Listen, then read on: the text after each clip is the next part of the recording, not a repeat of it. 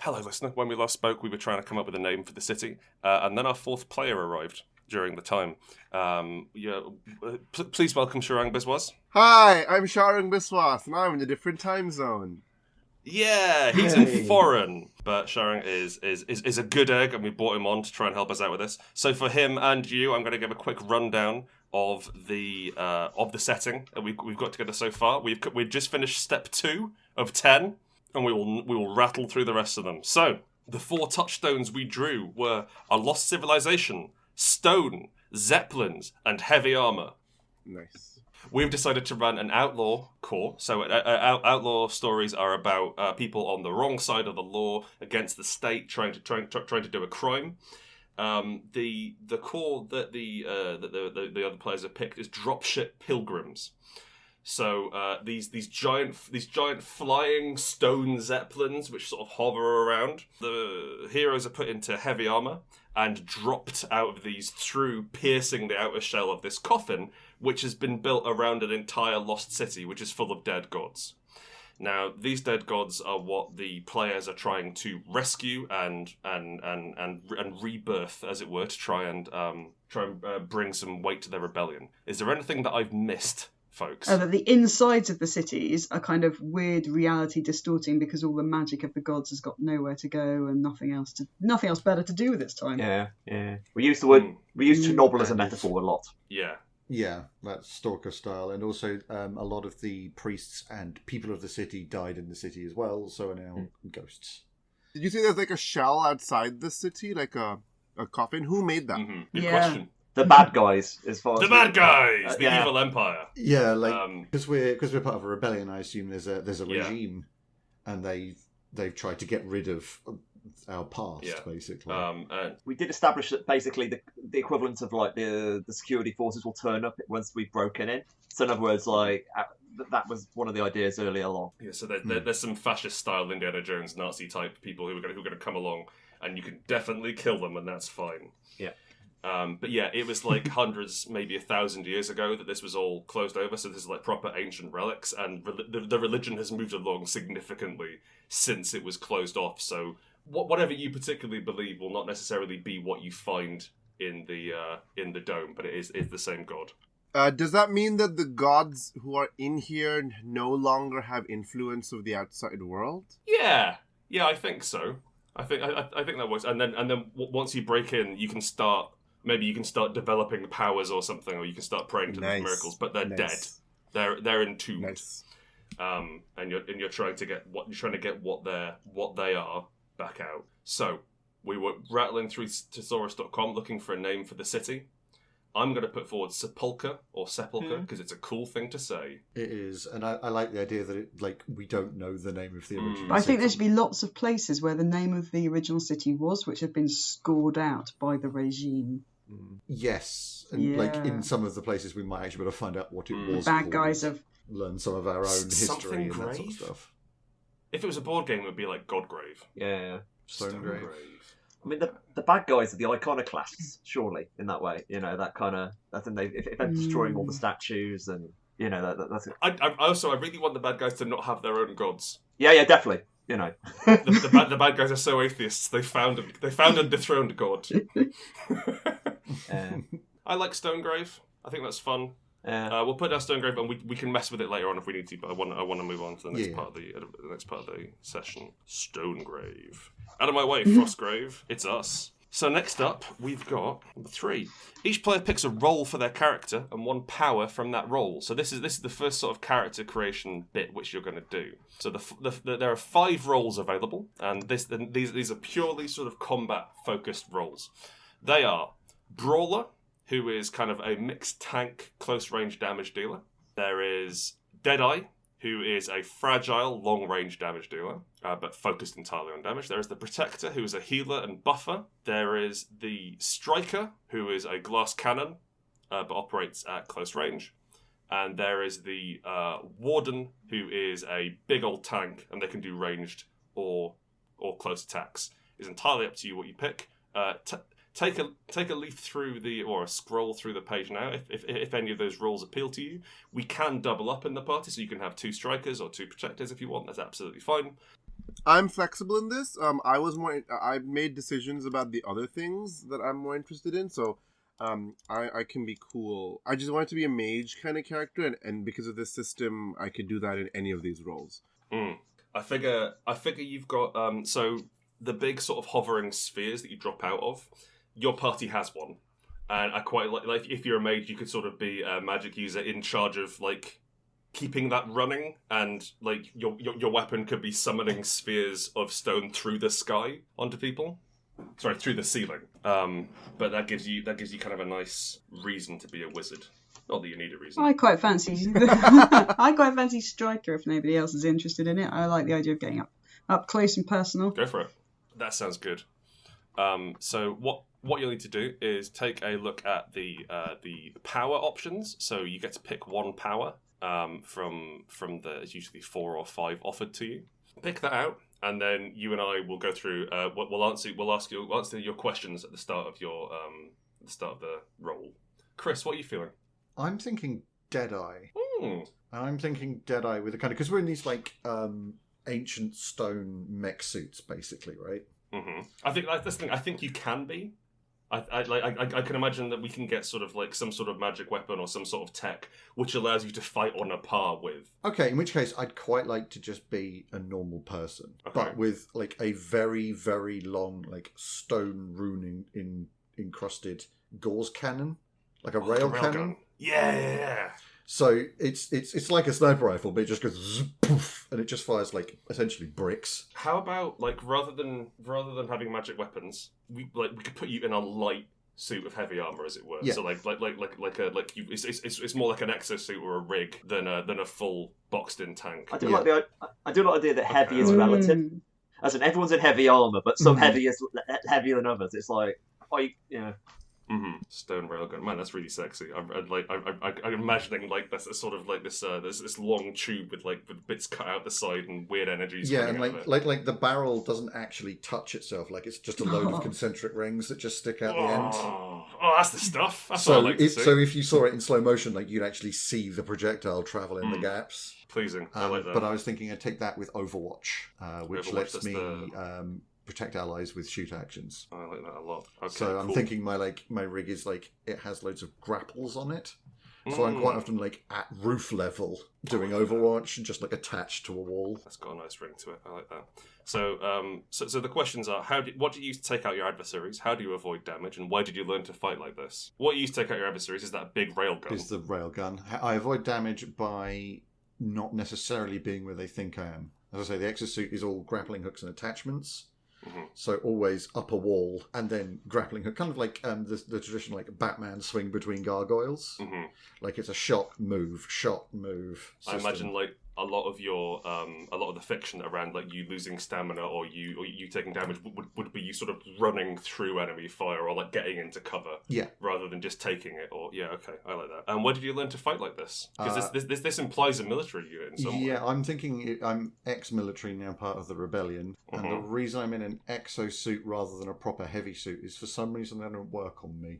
Okay. So there's some means of bonding with them. There's some sort of drift, as it were. Yeah, like I've been in suits, but I can move them like I could move a heavy box, but I can't I can't do the kind of like intricate movements most other people can do. Yeah, I like that.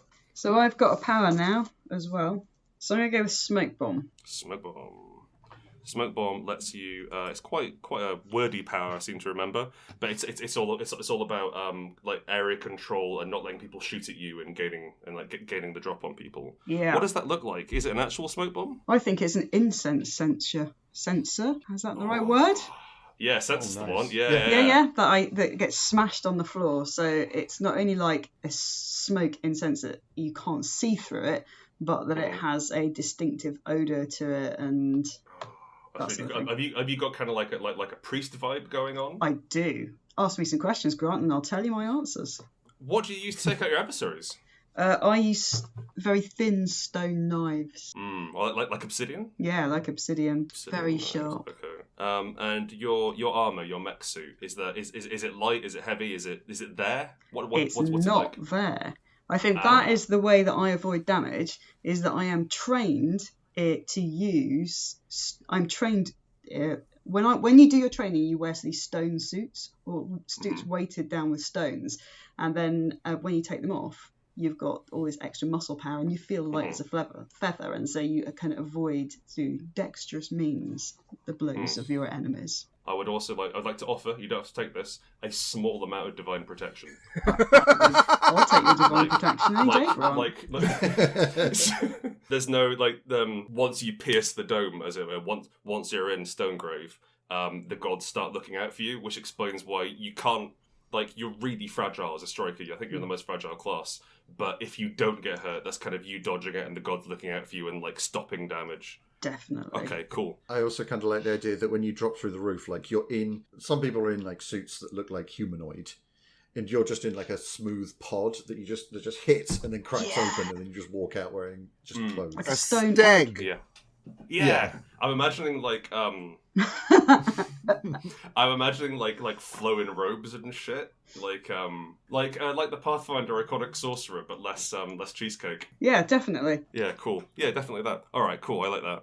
And where did you learn to fight like this? So I would like to have worked my way up through the rebellion for many, many years and achieved the rank of Holy Assassin. And I think that this is our faith's own training program. Probably assassin like an Avenger. Yeah. That's very Philip Pullman, right? We pray beforehand so that we can kill people later. We do preemptive penance.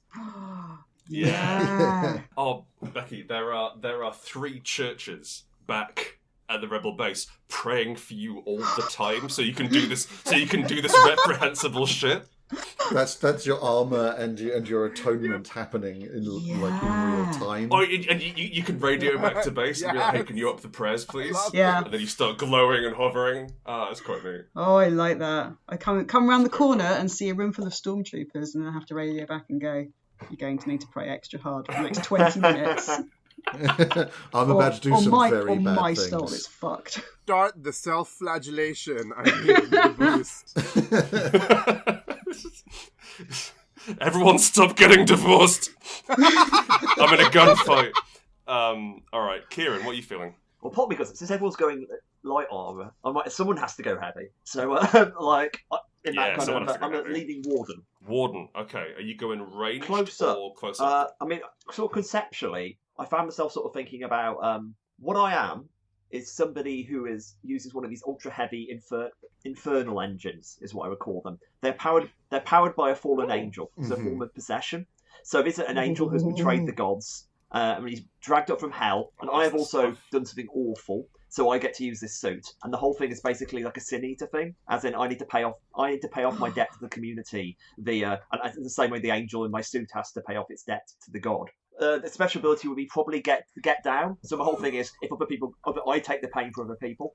The whole thing is, and I feel it, but my job is big enormous suit, and I hit into things and try to act out my awful feelings. But yeah, it is a bit penitent. Are we thinking so? I really like the idea of this punishment suit. Is it like a rack? Is it like a torture device? Is uncomfortable, or is it like a coffin? Well, I don't want to go legs? I want to make it a bit more manoeuvrable, just because partially because it is clearly a bit penitent energy. But I'm sorry. I didn't mean to be clearly the idea that Warhammer had. The fact is, the suit is also alive as well. So I imagine it's a bit like a mini mecha, and it's got big glowing circuitry in, like lava that sort of runs in it. So it's like molten stone is molten lava and all that kind of stuff. Or lava is molten stone, and it's glowing, and it gets hotter and hotter with the level of the sin that's going on. So it's like I'm the opposite of what Becky's character is, and Becky's character is powered by faith, whilst I'm powered by the damnation around me, or something like that. Have you chosen Warden or Brawler? Warden. Okay, because this really seems like a Brawler. The sin eating thing sounds very that's true. Yeah, that's fair. It's like taking the pain of others. Yeah, that works. Okay, so Warden, get down. Which helps people. So you take damage for each other. What do you use to take out your adversaries? What sort of weapons are you carrying in this? Angel fists, which are burning with the flames of damnation. In fact, the suit's powered off most of the time, but before the mission, it kind of kicks on, and you get the kind of angel, because the actual circuitry is the molten angel running through it. Oh, that's the stuff. Oh god! And as you drop through the roof, like it's incredibly fast, and then it slows to almost crawl as these wings come out. Oh. It's Being like a really parachute. cautious and be attack about it. You know what I mean? Like there's that kind of vibe. And the idea that you're quite calm in it as well, and it's not fully enclosed. You're quite exposed. That definitely means like the phrase is definitely fallen angel rather than devil. If you get the vibe, that's that. Yeah, absolutely. The fallen angel who's been dragged up and bound into this thing by who, by the way? Was it like the rebellion? Was it? I think it's the rebellion. I think that it's part of my cult, and they believe that we have all sinned and failed our gods, and so we're basically trying to offer redemption to the angels in the same way we're trying to offer redemption for ourselves. Nice. That's really cool. I like that. How do you avoid damage? Presumably the large suit of heavy of angel. Yes, that, and generally speaking, not. How do you do it? No. Not. And where did you learn to fight like this? This is a cult you mentioned, yeah? Drawn to the cult by whatever awful sin I'd actually done. You're drawn to the cult, and they taught me how to channel and pilot one of these suits. So it's half demonology, half it's a robot suit training school, basically. Oh, that's great, fantastic. And so finally, Sharang, what class are you thinking? I think I'm going to be a brawler, maybe. Ooh, okay. So I like this idea.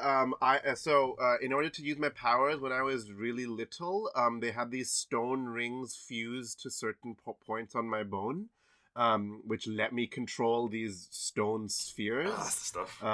And they like hover around me and float around. They orbit me, basically. I'm imagining like Magneto in X-Men 2, where he pulls those metal bullets out of the guy, and so I have these like different size of stone sphere, but I can't shoot them very far, which is why I'm a brawler. Yeah, sort of they're orbiting, as it were. They orbit me, or I have good control over them, but I hover with like stone orbs floating around me. Are you kind of like a live, sexy muscle mage, or are you sort of muscle bookish? Yeah, I'm wearing. Of course, I'm wearing leather, classic. So I'm wearing all this because I also need my body exposed. Otherwise, the energies from the fused stone in my skeleton are dampened, right? So I'm not wearing a lot of clothing, which is lovely. How do you So we've got two people in suits and one person with several churches backing her up. How do you avoid damage? Oh, the spheres get in the way cool. when people attack. Yeah, okay. Yeah, they like get in the way, and there are many of different sizes, and that's why I can only control the big one that we're dropped down in. I can't control many of those because I have all these small ones, right? And also, the big one means I have an enormous stone ring stuck in my tibia, and I can't do many of those without dying. Right? Okay. That's cool. So they're individually linked so that this sphere is for this ring. Yes. That's cool. I like that. Yeah, okay. And I think I picked Shock and Awe. Okay. Which is when I inflict a wound, all other adversaries in the same area take extra damage. And if there are no adversaries in your area, and this is covered because there's a comment, pull. So I can I'm imagining that is just my my stone spheres hitting a lot of people and pushing them around, pulling them, and things like that. That's amazing. You fight like a grenade. Yeah, and I like this idea that Keiron put up where magic has a lot of lava aesthetic. It's really funny. I just got a story Bible for Magic the Gathering's next set yesterday for my work, and they have a section on like, this magic looks like this. Yeah. It's really interesting. But so all of these stone things are shot through with not veins, but like very precise lava-like lines, as though they're geometrically like cut into them, and they glow, and that sphere is my focus of attention. Okay, fantastic. So we have a group of oddities here. The next thing we're going to do is pick a trait for our character. I'll read through these for the purposes of the show. There is Aura, where you have an aura effect and you manipulate the area around you. There's Companion, you have a trusted ally who fights alongside you. There's Captain, you lead others into battle. Dirty Fighter, you'll do whatever it takes to win. Fire, which is Kieran's one. Mighty, you wield tremendous physical power. Rage, you can access a mental state of uncompromising fury. Did we write this? That's great. Shadows, you wield powers of darkness and misdirection. Spirit, you draw strength from the souls of those who have fallen before you. Transform, you have a terrifying second form. And the unnatural. You've tapped into something aberrant and unsettling. So, Chris, we'll start with you again. Which one are you feeling? So, my first instinct was to go with mighty and have the gun be just ridiculous.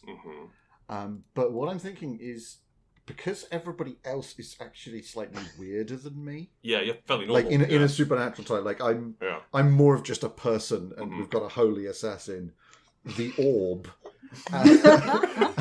and lava angel. Yes. What I'm thinking is I'm going captain.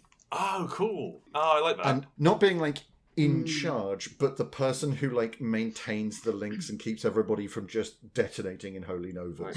That's so cool. And, like, I run the radio, I run the maps, that sort of stuff. So what I'm thinking is stand fast from captain. Yes, the minor protector. Yes, so it means I can, with my sniper rifle, I can protect people. So I can take out people who are attacking the weaker members of the party. Okay, I like that. And that's a nice twist on your character. So you answer one of these questions. Where did you learn to command people like this? Or when did your commands get you into trouble? The commands got me into trouble in the military, and it's why I'm ex-military. Because I used to work for the regime. Yeah, you definitely did, didn't you? Absolutely. You're definitely being hunted by your old boss. Yes. And the commands got me into trouble because I essentially suicide ran a unit. Okay. So just sent them into somewhere that they shouldn't have been, and then joined the rebellion afterwards. Were you pushed out, or did you run? Ran. Okay, cool. Because I think what I did is I sent them to do something awful, and then went, I'm the bad guy, and then joined the rebellion. Are we the baddies? Yeah, like that's when he realised he was the baddie. What's your old captain like? What's your old commander like? He was very proud of all the nasty things I did in the military. She was very proud. I don't mind. No, sorry. I like the idea of it being a woman. But I kind of like the idea that she's traditional fascist, sort of. You know what I mean? Like traditional fascist, not the new fascist. Not the new kind. Not on their forums. Not a fashionable haircut or anything. No. Traditional fascist. I like the idea that she's got. I'm envisioning her in almost like a square, like tomb armor in some way. Yeah. Oh yeah. She's like proper stomping like a massive thing, and she's in the middle of it. But it looks a little bit like a suit. Yeah, I get you. Yeah. You know what I mean? Like the outfit looks a little bit suity, like it's got very suit lines. Okay. Evil fascist. Captain, Chris's boss. I also like the idea that she is the one survivor of the suicide run, which you sent them in on, and she's been promoted. So like she's got I'd like to mention she can't leave the suit anymore. She can't move outside of the suit. No, it's also a life support system. Yeah. And she's gone proper weird in there. Darth Vader. Yeah, Darth Vader. There we go. Darth Vader. I mean, we're slowly learning the effects of isolation now, so yeah. She had all that being trapped in her suit. Climbing into a big stone fridge. Right, cool. Okay, Becky, what are you feeling? So I think, given that I've got all these people praying for my soul, I really should take advantage of that by picking Dirty Fighter. That sounds bang on. Yes. It would be rude not to, wouldn't it? It's just like... It would be a waste of their time if I wasn't making their effort mean something, wouldn't it? Oh, that's fantastic. Because they can't store it for too long. They can store it for a little while, and you have to burn it up, or why are they flagellating? Yeah. Have you got churches full of faith batteries? Yeah. Oh man. That could be like maybe in society if you're poor, one of the professions you can go into is just go to church and be a prayer. Like professional mourners they used to have. I like the idea of almost like transferable energy, like Buddhist prayer wheels rotate. Yeah. And I think like the idea was that if you plug one in to generate faith, then technically the electricity company are generating the faith, not you. Like it's an official ruling. Which I quite like. Which power are you thinking, Becky, from Dirty Fighter? So I was having a look, and I thought I've already got smoke bombs, so I don't want to take dangerous ground because I feel like that's maybe kind of covering the same thing. So I thought just take advantage. That's perfect. Yeah, would be good. Just lodge a knife in someone. Yeah. The two questions are: who carries the most impressive scar that you've inflicted, and what's the one situation you can't fight your way out of? So pick one of those. I would like to take the first one, the most person who carries the most impressive scar, and it feel like it'd be a wasted opportunity if it wasn't one of the other players. So I'd like to offer that to Chris. Ooh. I will absolutely have that. In that my unit was sent up against you. Just me. There we go. Yeah.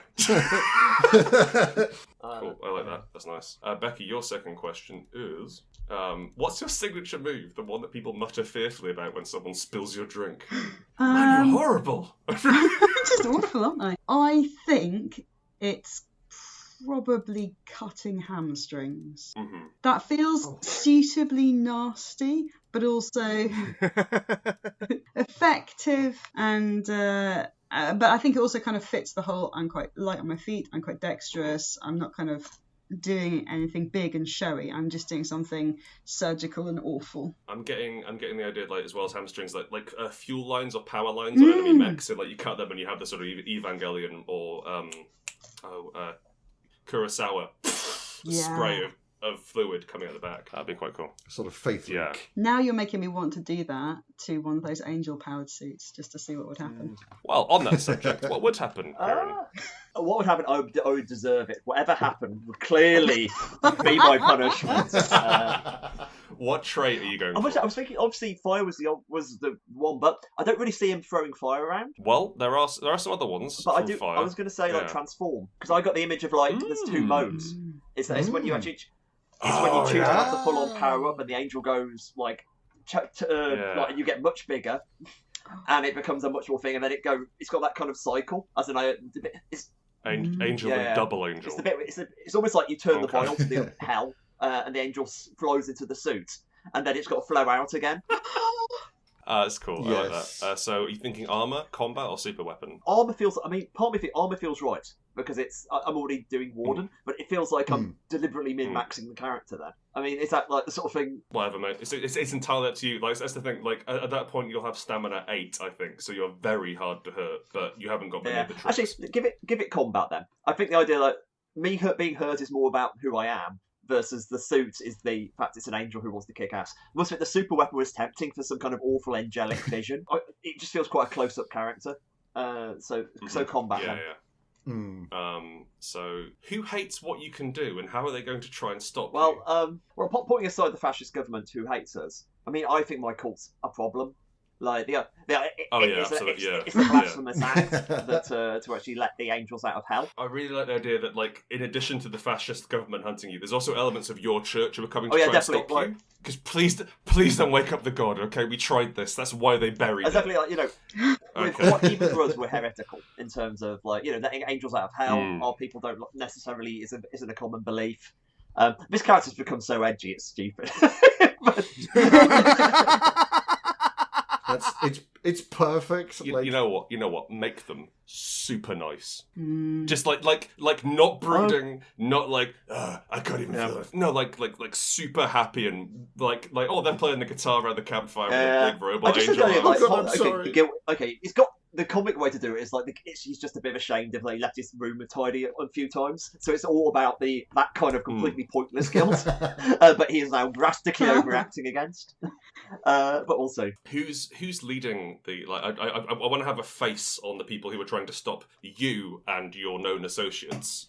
To track it down. So I'm thinking like maybe traditionalist or moderate members of the faith, but not so moderate that they're not putting together kill teams. Something like I'll look for a word for mourning, but like the mourners or something like that. As in, it's those who like the fact that he's dead. As in, the point is God is dead, and we should respect that. Yeah, the grievous. Turn on grievous. The grieve units. I can imagine if there's a penance unit that does penance for Becky's character. There's a grieving unit that all they do is grieve. They just have ritual funerals all the time. The weepers. Yeah. That's neat. Yeah, have a think on that one, Keiron, because that'll be the other NPCs that I'm throwing against you. And then finally, Sharang. I'm definitely picking the aura. Okay. Because I have these orbs floating around me that kind of make a zone around me all the time. I had 2 ideas. I was thinking I could do Aura of Pain, where the spheres can hit people, or because I'm just really attractive and not wearing a lot of clothes, I have an Aura of Wrath, because I inspire my allies by, wading into the fight, just being like, look at me, I'm awesome and sexy, and I'm tearing people apart with bullets. floating around me. So what are other people feeling more? So I kind of like the idea that you have become kind of the poster boy of the rebellion. Yes. Like the rebellion PR is very much focused on you. Yes. Not all the shady shit that everybody else has done, but on this like Adonis with stones. It's a wonderful visual metaphor for the rebellion. The idea you're this central figure and everyone rotates around you. You know. Yes. Yeah, there we go. Yeah. Nice. Yeah. And they pick you because they have to graft these things onto when you're young, so they grow with you, right? They pick you when you're young, and they pick you. Okay, we're look good genetics. You're gonna be very handsome. You're gonna be able to withstand the like stone rings fused to your skeleton. You have enough. Your brain is like sorry. Enough. The stone what? No. Don't worry about it. Yeah, and so I picked Aura of Wrath, which is when I take I can make people around me do extra damage with shoot and strike. Right, okay, that's really cool. I like that. I'm also imagining like the like you're really attractive and the spheres are sort of like hovering over someone and they're blessing them in some way, or they're augmenting their weapons. I can imagine sort of it starts orbiting Chris's cannon. Yeah. And so I have now written that I am a hot orb mage. And it says, when you use your aura, situation get out of hand. What's the most recent example of this happening? I think we're a strike team together, right? I'm sure we've done absolutely. Yeah, before. like this is not your first time at the gate. Also, like I imagine there's going to be a support team and some hangers on. There's going to be about 20-30 of you in total, and you're the spearhead. Yeah. So I think last time I broke the gun by accident. I was surrounded, so like maybe there was a swarm, like insect swarm thing attacking me. So I had to overcharge my spheres because they're discreet, and one of them bashed into Chris's gun and damaged it. I've been cut by you people. My gun's gone. It's now a sawed-off rail rifle. And you were really annoyed. And I had to like soothe you with my sexiness. Be like, it's okay, we'll get it repaired. Just a wink and a smile, and it was all repaired. Look at my nipple. We'll get it repaired. Run your hands gently over my balls. It's fine. I didn't say that. You did. Do you have a signature pose with your balls? It's clenched in one hand. I think I have a signature pattern of them moving around. Like they orbit me in a very particular way when I'm in this like relaxed way. They've got like cool light trails and shit, right? Exactly, to show off because they have this lava glow to like show off that. It lights you perfectly. What a handsome guy. And it glistens on the like oil that I apply on myself. There's definitely at least one or two bards who are following you around, or like chroniclers trying to take down your story. With coconuts? No. Right. Yes, I think that sounds great. So, we're up to step 5. We're going to create a foundation for your character, which is like a skill. We do a fate. I pick out some factions, which I've already done. We name ourselves and do scars.